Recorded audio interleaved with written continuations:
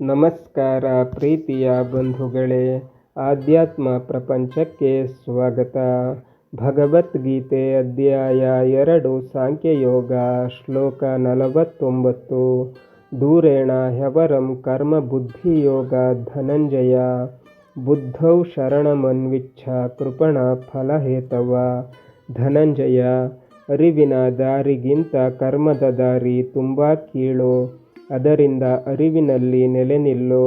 ಅರಿವು ಬಂದ ಮೇಲೂ ಹರಿಗೆ ಶರಣಾಗೋ. ಫಲವನ್ನೇ ನಂಬಿ ನಿಂತವರು ಮರುಕಪಡಬೇಕಾದವರು. ಪ್ರಪಂಚದಲ್ಲಿ ಕೆಲವರು ಕರ್ಮಯೋಗಿಗಳು, ಇನ್ನು ಕೆಲವರು ಜ್ಞಾನಯೋಗಿಗಳು. ಕರ್ಮಯೋಗಿಗಳಿಗೆ ಜ್ಞಾನವಿಲ್ಲ ಹಾಗೂ ಜ್ಞಾನ ಬಂದ ಮೇಲೆ ಕರ್ಮ ಬೇಕಿಲ್ಲ ಎನ್ನುವ ಚಿಂತನೆ ಕೆಲವರದು. ಕೆಲವರು ಕರ್ಮ ಮೇಲೆನ್ನುತ್ತಾರೆ, ಮತ್ತೆ ಕೆಲವರು ಜ್ಞಾನ ಮೇಲು ಎನ್ನುತ್ತಾರೆ. ಇನ್ನು ಕೆಲವರು ಕರ್ಮ ಮತ್ತು ಜ್ಞಾನ 2 ಚಕ್ರಗಳಂತೆ ಸಮಾನ ಎಂದು ವಾದ ಮಾಡುತ್ತಾರೆ. ಇದರಿಂದ ಅನೇಕ ದ್ವಂದ್ವಗಳು ಹುಟ್ಟಿಕೊಳ್ಳುತ್ತವೆ. ಆದರೆ ಕೃಷ್ಣ ಇಲ್ಲಿ ಸ್ಪಷ್ಟವಾಗಿ ಹೇಳುತ್ತಾನೆ, ಜ್ಞಾನದ ಮುಂದೆ ಕರ್ಮ ಬಹಳ ದೂರ ಎಂದು. ಕರ್ಮ ಮಾಡುವಾಗ ಜ್ಞಾನ ಅತಿ ಮುಖ್ಯ. ಜ್ಞಾನಕ್ಕೋಸ್ಕರ ಕರ್ಮವಿರುವುದೇ ಹೊರತು ಅದು ಜ್ಞಾನಕ್ಕೆ ಸಮಾನ ಅಲ್ಲ. ಅದಕ್ಕಾಗಿ ಜ್ಞಾನಕ್ಕೆ ಶರಣಾಗಿ ಜ್ಞಾನಕ್ಕೆ ಪೂರಕವಾದ ಕರ್ಮ ಮಾಡಬೇಕು. ಜ್ಞಾನವಿಲ್ಲದೆ ಫಲಾಪೇಕ್ಷೆಯಿಂದ ಕರ್ಮ ಮಾಡುವರ ಸ್ಥಿತಿ ಶೋಚನೀಯ. ಇವರು ಕರ್ಮದ ಮರ್ಮವನ್ನು ತಿಳಿಯದೆ ಕರ್ಮ ಮಾಡಿ ಒದ್ದಾಡುತ್ತಿರುತ್ತಾರೆ. ಜ್ಞಾನದ ಮಾರ್ಗದಲ್ಲಿ ಎತ್ತರಕ್ಕೇರಲು ನಾವು ಕರ್ಮವನ್ನು ಮಾಡಬೇಕು. ಇದರಿಂದ ಭಗವಂತನ ಸಾಕ್ಷಾತ್ಕಾರವಾಗುತ್ತದೆ. ಈ ಸ್ಥಿತಿಯಲ್ಲಿ ಅಹಂಕಾರ ಪಡದೆ ಭಗವಂತನಲ್ಲಿ ಶರಣಾಗಬೇಕು. ಭಗವಂತನೇ ನನ್ನ ರಕ್ಷಕ ಹಾಗೂ ಆತನೇ ನನ್ನ ನೆಲೆ ಎಂದು ತಿಳಿದು ಆತನಲ್ಲಿ ಶರಣಾಗಬೇಕು. ದೇವರಿಗೆ ನಾನು ನನ್ನನ್ನು ಅರ್ಪಿಸಿಕೊಂಡಿದ್ದೇನೆ, ಆತ ನನ್ನನ್ನು ರಕ್ಷಿಸಿಯೇ ರಕ್ಷಿಸುತ್ತಾನೆ ಎನ್ನುವ ಮನವರಿಕೆ ಶರಣಾಗತಿ. ನಮಗೆ ಏನಾದರೂ ಸಮಸ್ಯೆ ಬಂದಾಗ ಭಗವಂತನ ಹತ್ತಿರ ಪ್ರಾರ್ಥಿಸಿಕೊಳ್ಳಬೇಕೇ ಹೊರತು ಅನ್ಯರನ್ನಲ್ಲ. ಓ ಭಗವಂತ, ನನ್ನನ್ನು ಏಕೆ ಈ ಸಮಸ್ಯೆಯಲ್ಲಿ ಸಿಲುಕಿಸಿದೆ? ಇದಕ್ಕೆ ಪರಿಹಾರವನ್ನು ತೋರಿಸು ತಂದೆ ಎಂದು ಮನಃಪೂರ್ವಕವಾಗಿ ಕೇಳಿಕೊಂಡರೆ ಖಂಡಿತ ಆತ ನಮ್ಮನ್ನು ಸಂಕಟದಿಂದ ಪಾರು ಮಾಡುತ್ತಾನೆ. ಆದರೆ ಇಲ್ಲಿ ಕೂಡ ಫಲದ ಅಧಿಕಾರ ಸಾಧಿಸದೆ ಕೇವಲ ಭಗವಂತನನ್ನು ನಂಬಿ ನಮ್ಮ ಎಲ್ಲ ಸಮಸ್ಯೆಗಳ ನಡುವೆಯೂ ನಿಶ್ಚಿಂತೆಯಿಂದ ಬದುಕಲು ಕಲಿಯಬೇಕು. ಮುಂದಿನ ಶ್ಲೋಕವನ್ನು ನೋಡುವ ಮೊದಲು ಇಲ್ಲಿ ಬಂದಿರುವ ಧನಂಜಯ ಎನ್ನುವ ನಾಮವಿಶೇಷಣದ ಅರ್ಥವನ್ನು ತಿಳಿಯೋಣ. ಈ ಸಂಬೋಧನೆಗೆ 2 ಅರ್ಥವಿದೆ. ಒಂದು ಲೌಕಿಕ ಹಾಗೂ ಇನ್ನೊಂದು ಆಧ್ಯಾತ್ಮಿಕ ಅರ್ಥ. ಲೌಕಿಕವಾಗಿ ನೋಡಿದರೆ ಅರ್ಜುನ ಅನೇಕ ಕಡೆ ಯುದ್ಧ ಮಾಡಿ ದೇಶದ ಸೀಮೆಯನ್ನು ವಿಸ್ತರಿಸಿ ರಾಜಕೋಶದ ಸಂಪತ್ತನ್ನು ವೃದ್ಧಿ ಮಾಡಿದವ. ಆದ್ದರಿಂದ ಆತ ಧನಂಜಯ. ಆಧ್ಯಾತ್ಮಿಕವಾಗಿ ನೋಡಿದರೆ ಈ ನಾಮಕ್ಕೆ ವಿಶೇಷ ಅರ್ಥವಿದೆ. ಭಗವಂತನ ಆರಾಧನೆ, ಆಧ್ಯಾತ್ಮದ ಅರಿವು ನಿಜವಾದ ಧನ. ಭಗವಂತನ ಅರಿವು, ಜ್ಞಾನ ಎಲ್ಲಕ್ಕಿಂತ ದೊಡ್ಡ ಸಂಪತ್ತು. ಅರ್ಜುನ ಆ ಕಾಲದ ಅಪರೋಕ್ಷ ಜ್ಞಾನಿ.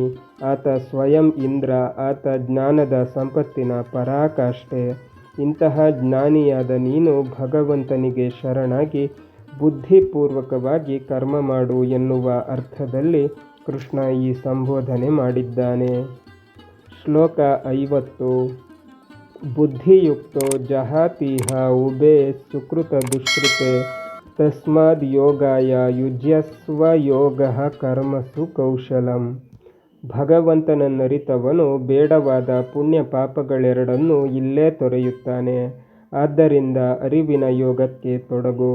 ಯೋಗವೆಂದರೆ ಇದೇ, ತಿಳಿದು ಮಾಡುವ ಜಾಣತನ.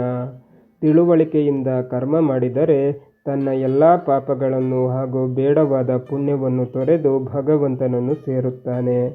ಇಲ್ಲಿ ಬೇಡವಾದ ಪುಣ್ಯ ಅಂದರೆ ಉದಾಹರಣೆಗೆ ಒಬ್ಬ ಮಹಾತ್ಮ ತನ್ನ ಜ್ಞಾನ ಕರ್ಮಗಳಿಂದ ಮೋಕ್ಷವನ್ನು ಪಡೆಯುತ್ತಾನೆ.